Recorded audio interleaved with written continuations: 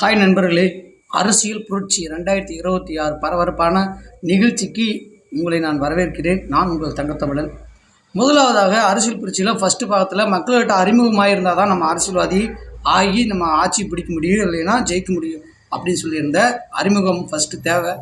ரெண்டாவது என்னதான் அறிமுகம் இருந்தாலும் பணம் இருக்கணும். பணம் இருந்தால் தான் அவங்களை இந்த நாட்டு மக்கள் நல்லவனாக ஏற்றுக்குவாங்க, நல்ல கட்சி தலைவரை அங்கீகரிப்பாங்க அப்படின்னு சொல்லியிருந்தேன். ரெண்டாவது தேவை பணம்.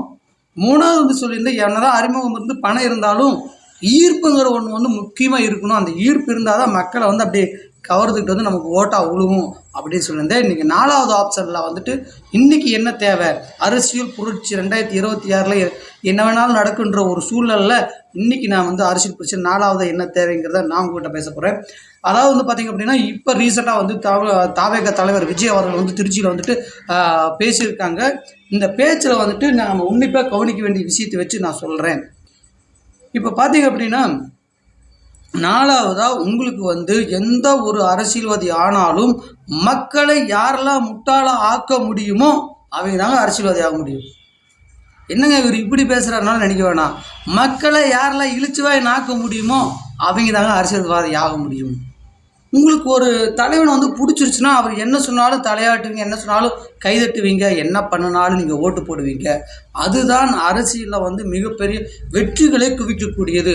அப்படியான நம்பிக்கையை எந்த தலைவர்கள் எந்த மக்களிடத்தில் அதிகமாக ஏற்படுத்துகிறாங்களோ அவங்க தான் வெற்றி பெறுவதற்கான வாய்ப்புகள் அதிகம்.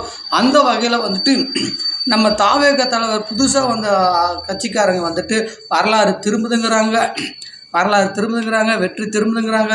எது திரும்பலையோ. ஆனால் அவங்க பேசின விதம் எல்லா ஊடகங்களிலும், சமூக ஊடகங்களிலும், தொலைக்காட்சி நிகழ்ச்சிகளிலும் அவர் ஒரு தற்குறி அரசியல்வாதி, அணில் குஞ்சு அப்படின்னு சொல்லிட்டு ஒவ்வொருத்தரும் ஒவ்வொரு விதமான கருத்துக்களை முன்வச்ச போதிலும் நான் சொல்கிறேன்,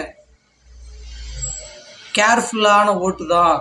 நம்ம கிரிக்கெட்டில் பெரிய பெரிய ஜாம்பவான்லாம் விளையாண்டுருப்பாங்க.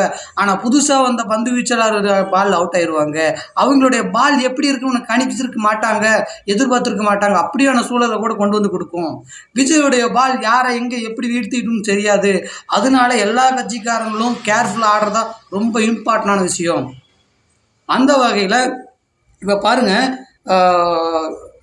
திமுக மகளிர் உரிமை தொகத்தில் 1.25 கோடி குடும்பங்கள் பெறுகிறார்கள்.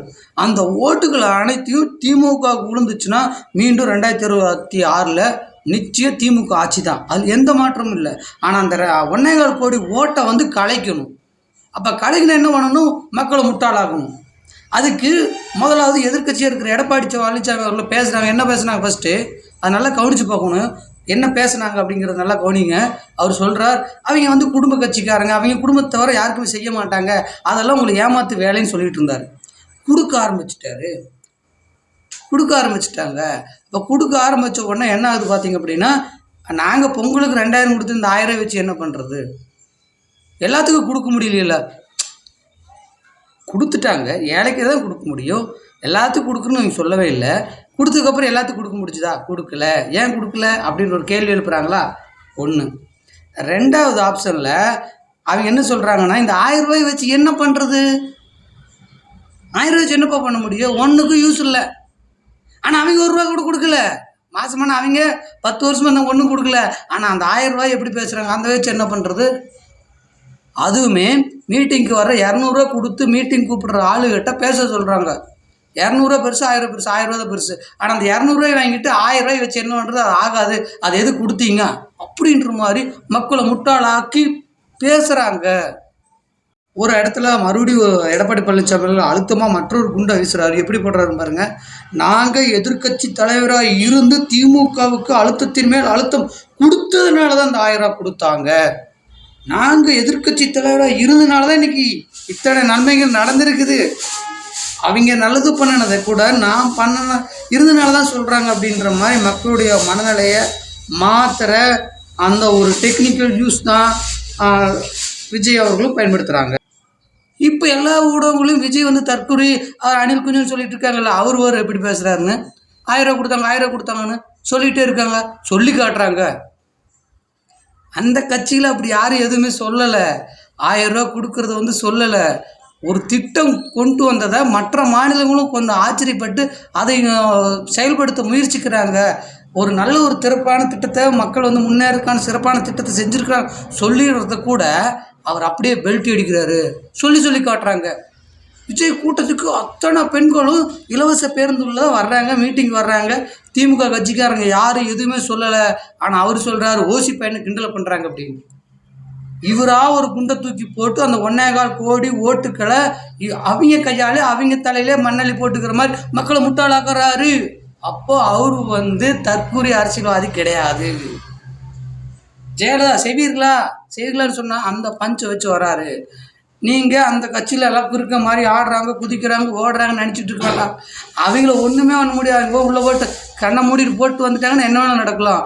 அரசியல் புரட்சி 2026 2020 மேட்சோட ரொம்ப பரபரப்பாக இருக்குங்க. எப்போ எது வேணாலும் நடக்கலாம். கடைசி பால் வரைக்கும் ரொம்ப கேர்ஃபுல்லாக ஆட வேண்டியது இருக்குது.